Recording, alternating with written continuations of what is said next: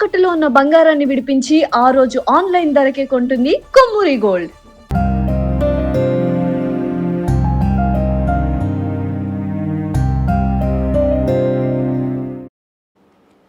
ప్రాణం పోయినా రూల్స్ మారవా? మనిషి మట్టిలో కలిసిన కనికరం పుట్టదా? వ్యవస్థను నడిపే మీరు కూడా మనుషులే కదా. మానవత్వం లేదా?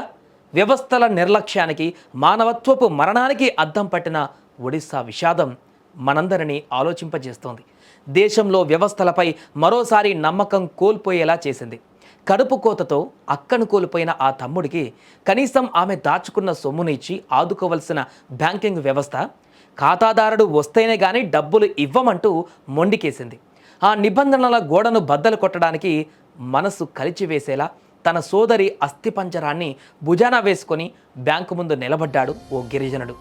ఇది ఒక వ్యక్తి ఆవేదన మాత్రమే కాదు, సామాన్యుడిపై వ్యవస్థ చేస్తున్న అమానవీయ దాడికి పరాకాష్ట. ఒడిశాలోని కియోంఘర్ జిల్లా దియానలి గ్రామం. అక్కడ నివసించే జితూ ముండా ఒక సామాన్య గిరిజనుడు. అతని సోదరి కల్రా ముండా ఈ ఏడాది జనవరిలో కన్నుమూసింది.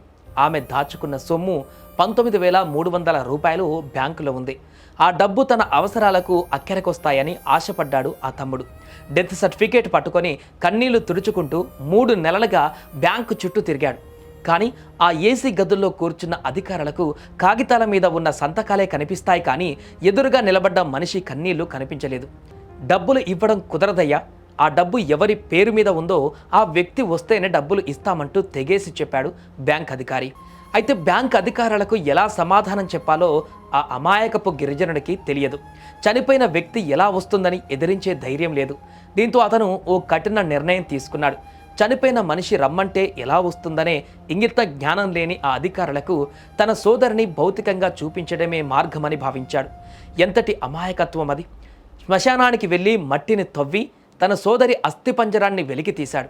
ప్రేమతో పెరిగిన సోదరి అవశేషాలను చూసి ఆ అన్న గుండె ఎంతలా విలవిల్లాడి ఉంటుందో ఊహించగలరా? ఆ అస్థికలను మూటగట్టుకొని 3 కిలోమీటర్లు నడిచి బ్యాంకుకు తీసుకువచ్చాడు. సార్, ఇదిగో నా సోదరి, ఇప్పుడు నా డబ్బులు ఇస్తారా అంటూ అతను అడిగిన ప్రశ్నకు ఆ బ్యాంక్ అధికారులు సిగ్గుతో తలదించుకున్నారు. బ్యాంకింగ్ రూల్స్ ప్రకారం వారసులకు డబ్బులు అందజేసే ప్రక్రియ ఉన్నప్పటికీ కనీస అవగాహన కల్పించకుండా జితును తిప్పడము అధికారుల వైఫల్యాన్నే సూచిస్తోంది. ఒక గిరిజనుడికి నామినీ ప్రక్రియ గురించి, వారసత్వ ధృవీకరణ పత్రాల గురించి వివరించాల్సిన బాధ్యతను మరిచి ఆమెను తీసుకురా అని చెప్పడం అమానవీయం. చట్టాలు మనుషుల కోసం ఉండాలి, కానీ మనుషులే చట్టాల కోసం బలి కాకూడదు. జితూ ముండా చేసిన పని సమాజానికి ఒక హెచ్చరికే కాదు, అమాయక ప్రజలపై అధికారులు చేస్తున్న పెత్తనానికి నిదర్శనం. జితూ ముండా తెచ్చిన ఆ అస్థిపంజరం కేవలం ఒక మృతదేహం మాత్రమే కాదు, అది మన చనిపోయిన మానవత్వానికి నిదర్శనం. కేవలం రూపాయలు 19,300లో ఎన్ని ఆశలున్నాయో, ఎన్ని అవసరాలున్నాయో ఆ భగవంతుడికి తెలియాలి. ఇప్పటికైనా అధికారులు కళ్ళు తెరవాలి. సామాన్యుడికి న్యాయం జరగాలంటే అతను తన శవాన్ని కూడా వెంట తెచ్చుకోవాలా? ఈ ఘటన మనందరినీ ఆలోచింపజేయాలి. మనుషుల మధ్య బతుకుతున్నామా లేక యంత్రాల మధ్యన అనేది తేల్చుకోవాలి.